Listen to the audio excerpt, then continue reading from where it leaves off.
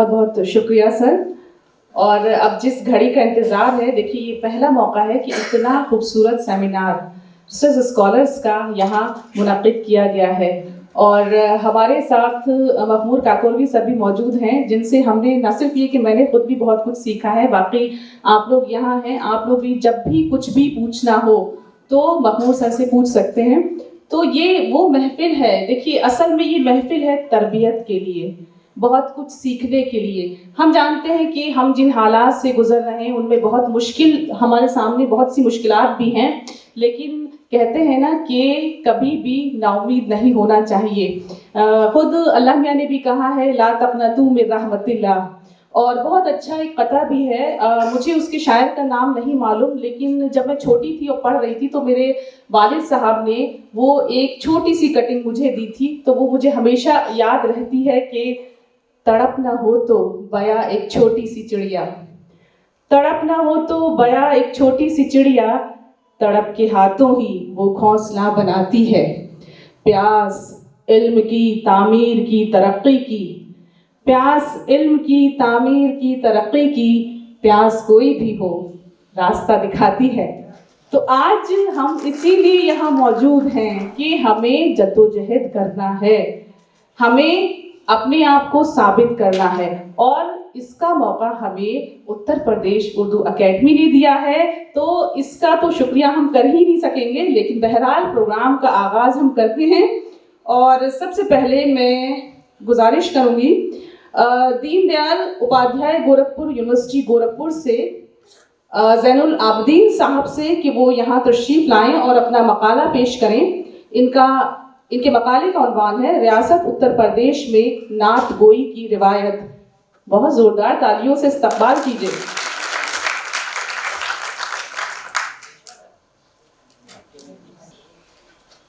صدر محترم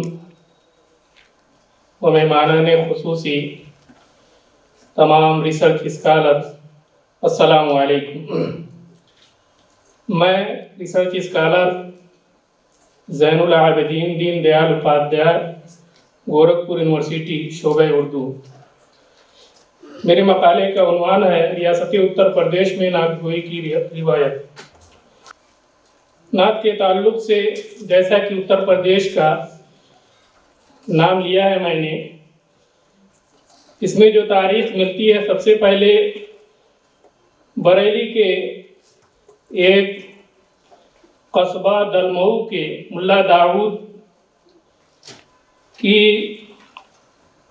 مثنوی چندائن، ایک پرانی تاریخ ہے، تقریباً 14ویں صدی میں یہ تصنیف کی گئی ہے. اس کے بعد دیگر صوفیاء کرام اور بزرگان دین نے ایک دو نعتیں یا قصیدے لکھتے رہے. 19ویں صدی میں اس پر بہت بڑی بڑی شخصیتیں اپنی پوری توجہ نعت کے تعلق سے نعت کی طرف مائل کی. نعت کہنے کا ایک وصول دستور طریقہ قانون بھی بتایا گیا ہے جو قرآن و حدیث سے لیا گیا ہے. کلام الہی میں نبی کریم صلی اللہ تعالی علیہ وسلم کی وصف و نعت کے جو اسلوب بتائے گئے ہیں، وہی نعت کی نہ صرف یہ کہ شان و عظمت اور اس کے امتیازات ہیں، بلکہ آداب نعت گوئی کے لیے وصول بھی ہیں.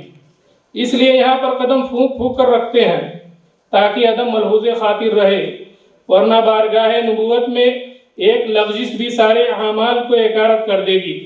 میں نے اس ریاست اتر پردیش کے جن شعراء کا انتخاب کیا ہے وہ نہایت ہی محتاط نظر آتے ہیں. اب میں اپنے گفتگو کا آغاز لکھنؤ کے شعراء کرام سے کرتا ہوں. ہمارے جن شعراء کو خاندانی اور علمی حیثیت سے امتیاز کا درجہ حاصل ہے، ان میں امیر مینائی کا نام بھی قابل ذکر ہے، جن کی نشو نما لکھنؤ میں ہوئی. غدر سے پہلے وہ سرکار اودھ اور غدر کے بعد دربار رامپور سے منسلک رہے. یہ وہ زمانہ تھا کہ جب مشرقی تہذیب آخری سانسیں لے رہی تھی. انہوں نے اپنے علم و فضل، اخلاقی زہد و تقوی سے بڑی عزت حاصل کی. ان کی شاعری کو کسی دور میں نظر انداز نہیں کیا جا سکتا. جو لوگ لکھنؤ کی شاعری کو نشانہ ہدف بناتے ہیں، ان کے جواب کے لیے امیر کی شاعری کافی ہے. ان کے یہ اشعار ہمیں عشق خدا و رسول کا پتہ دیتے ہیں. کروں لباشنا حمد خدا سے، جو لوں تعلم پہلے مصطفیٰ سے، خدا سے پہلے کر لوں استفادہ، کروں تب نعت احمد کا ارادہ۔ امیر کے سلسلے میں یہ بات درست ہے کہ جس خانوادے کے چشم چراغ تھے اور جس طرح انہوں نے کامیاب زندگی گزاری، اس میں قلب و ذہن دونوں میں تصادم ہے، لیکن قلب مینائی نے بغاوت ذہن کو ہردم سرنگو کیا۔ انہوں نے انتہائی سادگی اور پرکاری کے ساتھ عہد کی سچائیوں کا بھی اپنے اشعار میں نظم کیا۔ ان کی غزلوں میں بھی مداحی کا عنصر نظر آتا ہے۔ وہ کہتے ہیں کس کے آنے کی فلک ہے آج کی رات، آنکھ سورج سے ملاتا ہے قمر آج کی رات۔ اور اسی طرح سے محسن کاکوروی نے نعت کی روایت کو بڑی حسن و خوبی کے ساتھ آگے بڑھایا ہے۔ مولوی محمد محسن کاکوروی لکھنؤ کے مردم خیز قصبہ کاکور میں پیدا ہوئے۔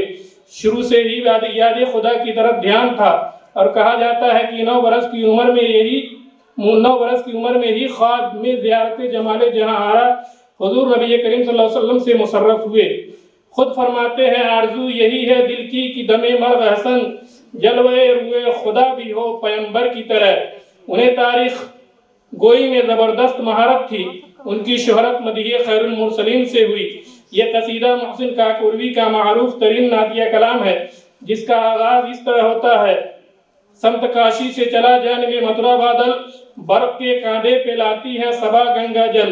اس قصیدے کو لے کر محسن کاکوروی پر اعتراضات بھی ہیں کہ مدح رسول کے سلسلے میں کاشی، متھرا، گنگا جل، گوکل تیرتھ اور شری کرشن وغیرہ کی باتیں بے محل معلوم ہوتی ہے۔ خود امیر مینائی بھی اس قصیدے سے خوش نہیں تھے، لیکن حقیقت یہ ہے کہ ہندوستانی تہذیب و تمدن کو علامتوں کے ذریعے مدح رسول کے لیے استعمال کرنا ایک نئی جدت تھی، ورنہ اردو شاعری پر الزام یہ ہے کہ رہتے ہندوستان میں ہے، زبان ہندوستانی ہے، اور قصیدہ ہو کہ غزل یا مرثیہ سب کا پس منظر ایرانی ہے۔ محسن کاکوروی کے اس قصیدے میں پہلی بار ہندوستانی تلمیحات کو اسلامی پیرائے کے لیے استعمال کیا گیا۔ مناجات کا یہ شعر دیکھیں: صفے محشر میں تیرے ساتھ ہو تیرا مداح، ہاتھ میں ہو یہی مستانہ یہ غزل۔ محسن کاکوروی کا سرمایہ نعت ہے اور اس کا موضوع سیرت طیبہ ہے۔ خود فرماتے ہیں سخن کو رتبہ ملا ہے میری زباں کے لیے، زباں ملی ہے مجھے نعت کے بیاں کے لیے، ہے تمنا کی رہے نعت سے تیرے خالی، نہ میرا شعر نہ نتا نہ قصیدہ نہ غزل۔ المختصر یہ کہ محسن کاکوروی نے اپنے آپ کو نعت نبی کے لیے وقف کر دیا تھا۔ اس لیے عالمی ادب میں جب بھی نعتیہ شاعری کے حوالے سے بات کی جائے گی تو محسن کاکوروی کے کلام کو نظر انداز نہیں کیا جا سکتا۔ اور اگر ہم بریلی کی سرزمین کا جائزہ لیں تو وہاں بھی نعت کی ایک عظیم تاریخ اور اس کی روایت قائم و دائم نظر آتی ہے۔ مولانا احمد رضا خان علماء حق کے ایک ممتاز خانوادے کے چشم و چراغ اور لسانی جہاد کرنے والوں کی فہرست میں شامل ہے۔ مولانا کو جذبہ حب رسول ورثے میں ملا تھا۔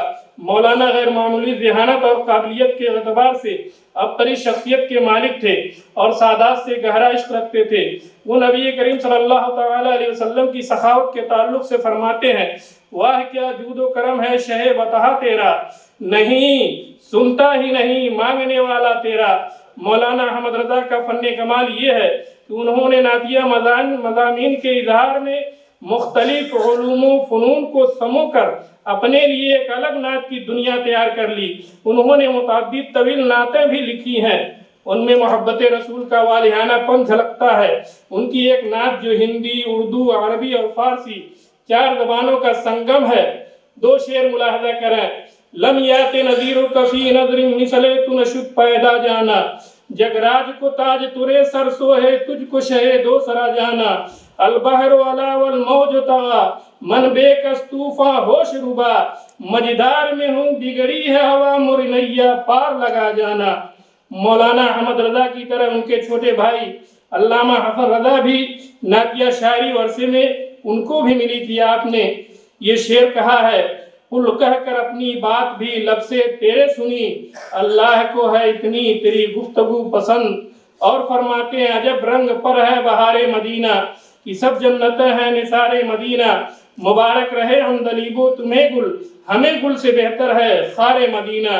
ایسے ہی روایت کو آگے بڑھاتے ہوئے ایک نمایاں نام ہمارے سامنے جو موجود ہے، جسے مراد آباد کی سرزمین پر ایک مسلمانوں کا رہنما، آزادی ہند کا متوالا، دشمنوں کی آنکھوں میں آنکھیں ڈال کر باتیں کرنے والا، دار رسم کو مسکراتے ہوئے گلے لگانے والا، عشق رسول سے مملو شاعری کرنے والا حضرت مولوی کفایت علی کافی کی شخصیت ہمیں نظر آتی ہے، جس نے شہادت کا درجہ بھی حاصل کیا۔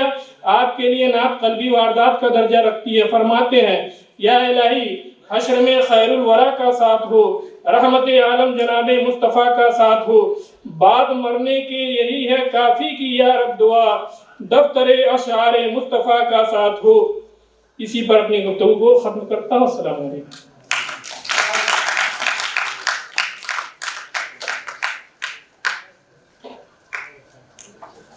بہت بہت شکریہ زین العابدین صاحب کہ آپ نے وقت مقررہ پر اپنا مقالہ ختم کیا۔ اور اب میں گزارش کرتی ہوں الہ آباد یونیورسٹی پریاگ راج سے محترمہ اسنا صاحبہ سے موجود ہیں۔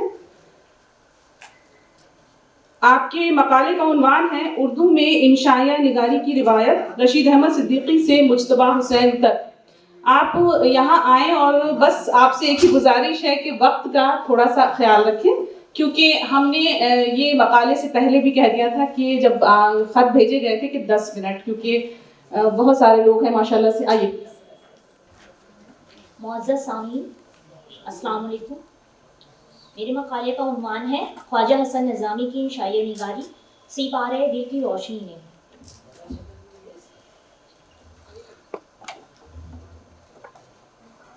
ادبیات اردو کے ہر دور میں متعدد انشائیہ نگاروں نے اپنی جودت طبع کا کمال دکھایا۔ انہی لاتعداد انشائیہ نگاروں کی فہرست میں ایک ذی وقار شخصیت خواجہ حسن نظامی کی بھی ہے، لیکن یہ نام محض بحیثیت انشائیہ نگار نہیں جانا جاتا، بلکہ مذہبی رہنما، مکتوب نگار، سوانح نگار، خاکہ نگار، افسانہ نگار کی حیثیت سے اردو ادبا کی فہرست میں اولیت کا حامل ہے۔ خواجہ صاحب نے اپنی تصنیفی زندگی کی شروعات مضمون نگاری سے کی۔ ان کا پہلا مضمون انڈیا کی نازک حالت، انڈیا گزٹ، ممبئی میں شائع ہوا، اور اس کے بعد پیسہ اخبار لاہور، وکیل امرتسر، سر عبد القادر کے مخزن اور بہاؤالدین کے رسالہ صوفی میں ان کے مضامین وقتاً فوقتاً شائع ہوتے رہے۔ ان کی پہلی کتاب مفلسی کا مجدد علاج، جو 32 صفحات پر مشتمل تھی، 1909 میں شائع ہوئی، جو مولانا جلال کے عربی رسالے کا ترجمہ ہے۔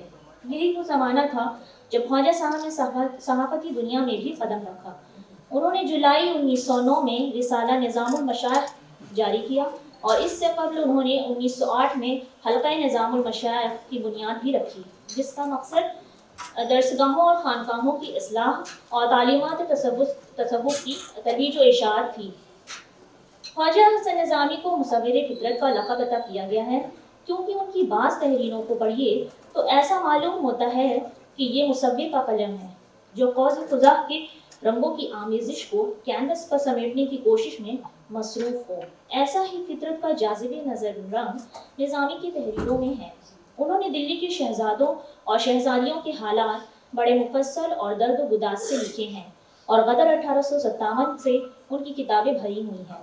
بیگمات کے آنسو، انگریزوں کے قصے، دلی کی آخری شمع، بہادر شاہ ظفر کا روزنامچہ وغیرہ ان میں قابل ذکر ہیں۔ انہوں نے مختلف نو موضوعات پر اپنا قلم بڑی ہنرمندی سے استعمال کیا۔ ان کے یہاں مسلم و غیر مسلم شخصیتوں کا احاطہ کیا گیا ہے۔ اس کے علاوہ انہوں نے تاریخی شخصیتوں کو بھی اپنی تصنیف میں جگہ دی، جس میں چنگیز خان، ابو لہب، ابو جہل، قارون، فرعون، نمرود، نوح وغیرہ کا ذکر موجود ہے۔ خواجہ صاحب کی فنی خاصیت ہے کہ وہ چھوٹے سے چھوٹے اور معمولی موضوع کو بھی یا چیزوں کو بھی مخصوص نظر سے دیکھتے ہیں اور ان پر کھل کر اظہار کرتے ہیں۔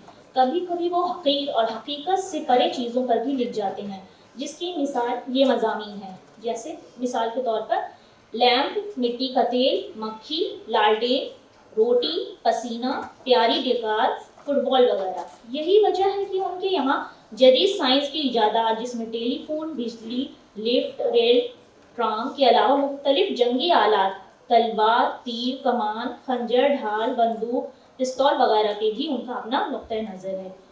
ان کی عوام سے محبت اس حد تک ہے کہ وہ انسانی زندگی سے وابستہ چیز یعنی ذاتی چیزوں کو بھی موضوع سخن بنانے سے گریز نہیں کرتے، جیسے چادر، لوٹا، لحاف، قلم، موٹر، قینچی، سلائی مشین وغیرہ۔ اس کے علاوہ انہوں نے سیاسی رہنماؤں پر بھی اور سرکاری ملازم، مختلف فنون کار، دوست، رشتہ دار کو بھی اپنے زاویہ نگاہ سے دیکھا اور پرکھا ہے۔ صرف یہی ان کے موضوعات کا سلسلہ ختم نہیں ہوتا، بلکہ مختلف مذاہب اور مختلف موسموں کے لوگوں، مختلف صوبوں کے لوگوں پہ بھی ان کا اپنا بھرپور جائزہ لیا گیا ہے۔ خواجہ صاحب کے یہاں ظریفانہ انداز انوکھے اور دلچسپ انداز میں دیکھنے کو ملتا ہے، لیکن جب ان کا متوسفانہ خیالات میں ظرافت کا رنگ جھلکتا ہے تو الفاظ اور مواقع دونوں کی حسین آمیزش سے ظرافت کا عنصر ابھرتا ہے۔ ان کا ظریفانہ مضامین کا مجموعہ چٹکیاں اور گدگدیاں اس کی بہترین مثال ہیں۔ خواجہ صاحب کے طنزیہ اور مزاحیہ رنگ میں ایک مقناطیسی کشش ہے کہ وہ لوگوں کے دلوں کو اپنی جانب راغب کر لیتا ہے۔ نہ صرف یہ بلکہ اس میں نہ تو بھدا پن ہے اور نہ ہی زہر افشانی۔ اب سی پارے دل کی روشنی میں، سی پارے دل کو انشائیوں کا مجموعہ کہا جا سکتا ہے کیونکہ اس میں شامل مجموعہ میں 134 مضامین میں سے نصف سے زائد مضامین فن انشائیہ کے تقاضوں کو پورا کرتے ہیں۔ اس کتاب کو 5 منازل میں تقسیم کر کے ان کے عنوانات قائم کیے گئے ہیں، جن میں پہلی منزل بعنوان بندے و خدا کے راز و نیاز، دوسری منزل بعنوان ذوق و شوق، عشق و محبت اور سوز و گداز، تیسری منزل بعنوان عشق و محبت کے اشارے، چوتھی منزل بعنوان دین و ملت، پانچویں منزل بعنوان سیاست، معاشرت اور تمدن، اور پھر شجرات کے تحت چند انشائیے شامل کیے گئے ہیں۔ جیسا کہ سپارہ دل کے دیباچے میں مولوی عبدالحق صاحب رقم 93 کو ایک صاحب نے مجھ سے پوچھا کہ میں اچھی اردو سیکھنا چاہتا ہوں، کیا پڑھوں؟ میں نے کہا اگر تم صاف ستھری اور نکھری اردو اور دلی کی اصل زبان پڑھنا اور سیکھنا چاہتے ہو تو خواجہ حسن صاحب کی تحریر پڑھو کہ زبان کے مزے کے ساتھ دلی کیفیت اور جذبات کا لطف بھی آئے۔ انکوٹ۔ سپارہ دل کے مضامین یا تو اخلاقی یا متصوفانہ، مثلاً آنسو، مٹی کا تیل، دیا سلائی، اوس، جھنگور کا جنازہ، سیملا، آیار، چل کے دیکھیے برسات کا تماشا جیسے مضامین میں حکمت اور معرفت کے طلسم ہی نہیں بلکہ صاف ستھری چاشنی میں لپٹی اردو زبان کی حسن دوبالا ہو جاتا ہے۔ وہ نہ صرف ایک ادبی حسن پیدا کرتے ہیں بلکہ تہذیبی فضا کی پیکر تراشی میں بھی اہم رول ادا کرتے ہیں۔ خواجہ صاحب نے اردو زبان کو محض مذہب سے نہیں جوڑا بلکہ انہوں نے اپنی تحریروں میں رام چندر کرشن اور ان کی تعلیم کا جو حسین اور دلنشین خاکہ پیش کیا ہے اس کو پڑھ کے معلوم ہوتا ہے کہ وہ اردو زبان کو مذہب کی قید میں نہیں دیکھتے۔ سپارہ دل کی انشائیوں کا بعد از بغور مطالعے کے بعد یہ معلوم ہوتی ہے کہ صوفی کا زاویہ نظر کیا ہے، وہ کائنات کی ہر شے کو کس قدر غیر معمولی طور پر دیکھتا ہے، اور یہی وجہ ہے کہ خواجہ صاحب کے موضوعات مانوی سطح پر جدا نظر آتے ہیں۔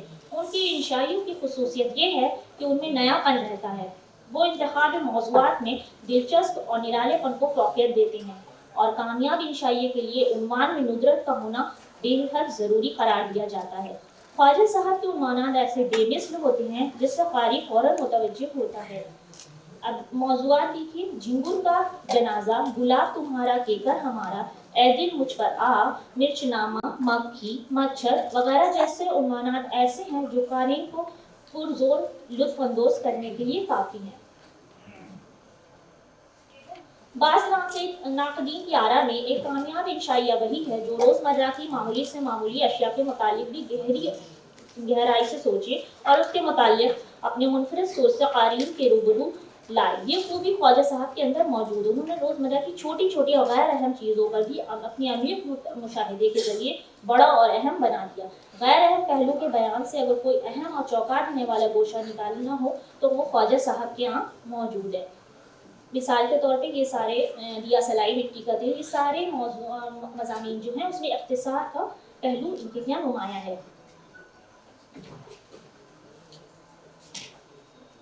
خواجہ صاحب کے مکالمہ نگاری کا حسین انداز بھی موجود ہے جو ڈرامائی کیفیت پیدا کرتا ہے۔ اس قسم کے انشائیوں میں اگر دیکھا جائے تو الف خالی، دیا سلائی خاص طور پہ قابل ذکر ہے۔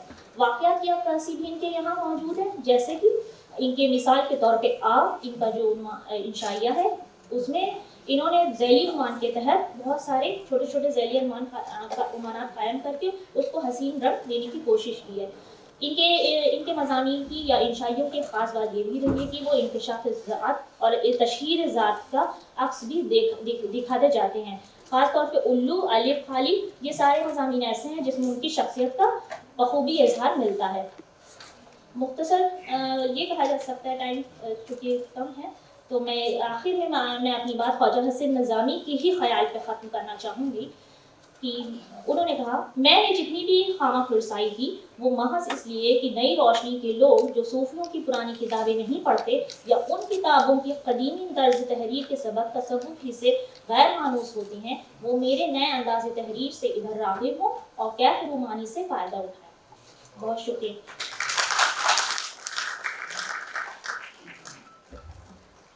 بہت عمدہ اور بہت بہت شکریہ. لیکن اصل میں دقت وقت کی ہے اور ہم لوگوں نے جس وقت خطوط بھیجے تھے یہ کہا تھا کہ تلخیص یہاں پیش کرنی ہے. میرے تحقیقی مقالے کا موضوع ہے رام نارائن لال اگروال اور رائے صاحب رام دیال اگروالہ کی خدمات. میں ڈاکٹر عبدالسمیع سر کی نگرانی میں یہ ریسرچ کر رہی ہوں. دنیا کا کوئی بھی علم ہو، اس کے تحفظ و ترویج میں بنیادی کردار لفظ کا ہوتا ہے. لفظ خواہ بولا ہوا ہو یا لکھا ہوا، ایک نسل سے دوسری نسل تک علم کی منتقلی کا سب سے مؤثر وسیلہ ہوتا ہے. کہا جاتا ہے کہ لکھے ہوئے الفاظ کی عمر بولے ہوئے الفاظ سے زیادہ ہوتی ہے. یہی وجہ ہے کہ انسان نے تحریر کا فن ایجاد کیا. آگے چل کر جب طباعت کا فن ایجاد ہوا تو لفظوں کی زندگی اور اس کے حلقۂ اثر میں مزید اضافہ ہوا. کتابیں لفظوں کا ذخیرہ ہوتی ہیں. علم و ادب کا تحفظ ہاتھوں سے لکھے ہوئے قدمی نسخوں کے ذریعے ہوتا رہا. انسانی زندگی کے ارتقاء اور سائنس کے نت نئے تجربوں نے زندگی کے ہر شعبے کی طرح علم و ادب اور خط و کتابت کے شعبے کو بھی متاثر کیا ہے. چھاپا خانے کی تاریخ پر نظر ڈالیں تو معلوم ہوتا ہے کہ طباعت کا آغاز چین میں 1868 عیسوی کے قریب ہوا. عربوں نے طباعت اور کاغذ سازی کا فن چین سے سیکھا اور اسے عروج فن بخشا. یہ فن 15ویں صدی عیسوی میں یورپ پہنچا، جبکہ ہندوستان میں یہ فن 1556 عیسوی میں پہلے گوا، پھر مدراس اور بنگال سے ہوتے ہوئے پورے ہندوستان میں پھیل گیا. ہندوستانی زبانوں میں کتابوں کی طباعت کا باقاعدہ کام کلکتہ میں شروع ہوا. 1801 عیسوی میں کلکتہ کے ہندوستانی پریس سے اردو، عربی اور فارسی کتابوں کی باقاعدہ طباعت شروع ہوئی. تاریخ عالم میں متحرک ٹائپ کی ایجاد سے علم و دانش کی دنیا میں ایک نیا انقلاب آیا. علم جو متحرک ٹائپ سے قبل محض چند افراد کی ملکیت سمجھا جاتا تھا، اب اس ایجاد کی بدولت چہار دیواریوں سے نکل کر عوام کو اپنی دولت سے مالا مال کرنے لگا ہے. چھاپا خانے کی غیر معمولی اہمیت و افادیت کے باوجود بعض افراد اور اداروں نے اس کی ترویج و اشاعت کی مخالفت بھی کی اور اس کے خلاف قانون بھی بنائے گئے، لیکن اس کی تیزگامی بدستور جاری رہی. ایک وقت ایسا بھی آیا جب علوم و فنون اس کے دستے نگر ہو گئے اور چھاپا خانہ ان کی ذات کا ایک اہم جزو بن گیا. دیگر زبانوں کی طرح اردو زبان و ادب کے فروغ کا بھی اہم ترین ذریعہ اخبارات و رسائل اور کتب ہی رہی ہے. ناشرین اور ان کے مطابق کو ان کی نشر و اشاعت میں بنیادی اہمیت حاصل رہی ہے، لیکن ان ذرائع کی اہمیت و افادیت کا خاطر خواہ اعتراف نہیں کیا گیا. محققین عموماً شعراء و ادباء ادبی و سیاسی تحریکات و رجحانات اور مسائل و تجربات کو اپنا موضوع بناتے رہے ہیں، لیکن شعراء و ادباء اور دانشوروں کے تجربات سے ہم کو روشناس کرانے والے ناشرین اور مطابق کو اس قدر اہمیت نہیں دی گئی جس کے وہ حقدار ہیں. لالا رام نارائن لال اگروال اپنے عہد کے ایک معروف پبلشر اور کتب فروش تھے. رام نارائن لال بک سیلر کے نام سے کٹرا روڈ الہ آباد میں واقع ان کی دکان کا قیام منشی نول کشور پریس 1858 کے قیام کے تقریباً 26 برس بعد 1884 عیسوی میں عمل میں آیا. یہاں سے ہندی، اردو، سنسکرت، انگریزی، عربی، فارسی، بنگالی، نیپالی زبانوں میں کتابیں شائع ہوتی تھیں. شائع شدہ کتابوں پر ان کے نام دو مختلف طریقوں سے لکھے ہوئے ملتے ہیں، کہیں پر لالا رام نارائن لال اور کہیں پر لالا رام نارائن لال. لالا رام نارائن لال اگروال سے پہلے ان کے والد دوارکا پرساد نے کتب فروشی کا کام شروع کیا تھا. द्वारका प्रसाद असलन इटावा के रहने वाले थे, लेकिन 1883 ईस्वी में मुलाजिमत की गर्ज से इटावा से इलाहाबाद मुंतकिल हो गए। द्वारका प्रसाद एक मौल्लिम थे। पंडित मोतीलाल नेहरू और पंडित मदन मोहन मालवीय जैसी हस्तियों को उनसे तलम्मुज़ का शर्फ हासिल था। द्वारका प्रसाद मौल्लिमी के साथ साथ कुतुब फरोशी भी करते थे। इस तरह लाला राम नारायण लाल अग्रवाल को कुतुब फरोशी का कारोबार विरासत में मिला था, जिसे उन्होंने मजीद तरक्की और वुसअत दी।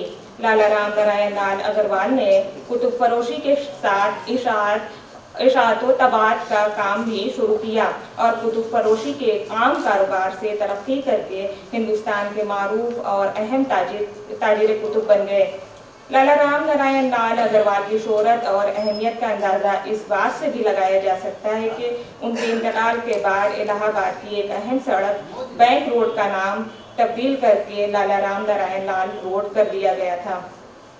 राम नारायण लाल के छोटे भाई राय साहब राम दयाल अग्रवाला ने भी बाद में इशाअत का काम शुरू किया। लाला राम नारायण लाल पब्लिशर की तारीख तकरीबन 1.25 सदी से ज़ायद अरसे पर फैली हुई है, जहाँ से उलूम व फ़नून के मुतनव्वो किताबें शाये हुई। बाद में लाला राम नारायण लाल अग्रवाल के बेटों और पोतों ने अलग अलग ज़ुबानों की किताबों को अलग अलग फर्म के नाम से शाया करना शुरू किया, जिससे लाला राम नारायण लाल पब्लिशर की कई शाखें कायम हो गईं, जिनके नाम थोड़ी तब्दीली के बावजूद यकसा नज़र आते हैं, जैसे राम नारायण लाल बेनी माधव, राम नारायण लाल अरुण कुमार वगैरह। लाला राम नारायण लाल अग्रवाल के बाद उनके बेटे बेनी माधव उर्दू, अरबी, फारसी ज़बानों का सेक्शन संभालते थे। बेनी माधव के बाद पुरुषोत्तम दास और पुरुषोत्तम दास के बाद अरुण कुमार इस सेक्शन को संभालते रहे। फिलहाल अरुण कुमार के बाद उनके बेटे अनुज कुमार इस सिलसिले में अपनी खिदमत अंजाम दे रहे हैं। राय साहब रामदयाल अग्रवाला की फर्म को उनके पोते पीयूष अग्रवाल साहब राय साहब रामदयाल अग्रवाला पब्लिशर के नाम से ही फरोख्त कर रहे हैं, से ही चला रहे हैं। अब तबाअत व इशाअत का काम तो मौकूफ है, मगर कुतुब फरोशी का काम जारी है। इस पब्लिशर के जरिए तैयार की जाने वाली और शाया की जाने वाली किताबों की तादाद 300 से ज़्यादा है, जिनमें उर्दू, अरबी, फारसी, हिंदी और दीगर ज़ुबानों की किताबें शामिल हैं। उन्होंने न सिर्फ किताबें शाया की, बल्कि उत्तर प्रदेश, बिहार और दीगर रियासतों के निज़ाम तालीम से मुताल्लिक बाज़ ऐसी किताबें तैयार कराईं जो एक ज़माने तक तदरीसी निसाब का हिस्सा रहीं। शोरा के कलाम का इंतखाब और उन पर तहकीकी व तनकीदी नोट या तबसरे दरसी ज़रूरत के साथ साथ आम कारी के ज़ौक़ की भी तस्कीन करते थे। बहुत से शोरा के दीवान और कुलियात भी यहाँ से शाये हुए, जिनमें दीवान गालिब, दीवान ज़ौक़, कुलियात मीर, कुलियात मोमिन वगैरह खसूसियत के साथ काबिल ज़िक्र हैं। शायरी के अलावा नस्र बिलखसूस फिक्शन की इशाअत में उन्होंने बहुत दिलचस्पी ली। डिप्टी नज़ीर अहमद का नावल तौबतुन नसूह और फसाने अजायब के अलावा क़वायद, लुगात और तहक़ीक़ व तनक़ीद से मुताल्लिक़ मुतअद्दिद किताबें शाये थीं। इस अहद में लिखी गई बेशतर अहम किताबों को उन्होंने क़ारीन तक पहुँचाने की कोशिश की है, जिनमें आब हयात, नरंगे ख़याल, यादगार गालिब, मुक़दमा शेर व शायरी जैसी अहम किताबें शामिल हैं। मिर्ज़ा गालिब की तीनों उर्दू किताबों को उन्होंने बहुत एहतमाम से शाया किया। उर्दू, हिंदी और उर्दू मुअल्ला का वही एडिशन आजकल बाज़ारों में दस्तयाब है, जिसे लाला राम नारायण लाल या राय साहब रामदयाल अग्रवाला ने शाया किया है। इसी तरह बच्चों के लिए उन्होंने बहुत सी किताबें तैयार कराईं और उनकी इशाअत का बंदोबस्त किया।